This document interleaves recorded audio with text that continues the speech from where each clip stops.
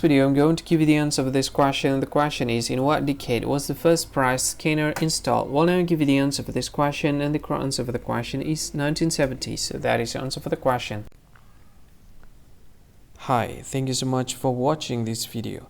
If you find this video is very useful, you can help this channel to grow by subscribing this channel.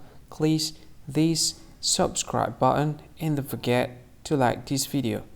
And if you find this video is not really good, or you don't really like this video, or you kind of feel that it's a little bit offensive or something like that, you can click this one, dislike button. You can do that anyway.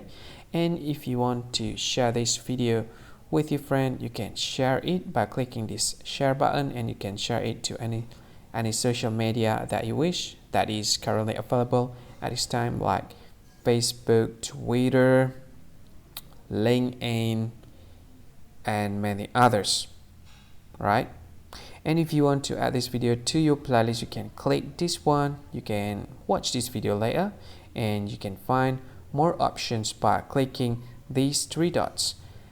And yeah, don't forget to subscribe. I think that's all of it. Thank you so much for watching this video, and see you again in another video. Bye bye. See you again.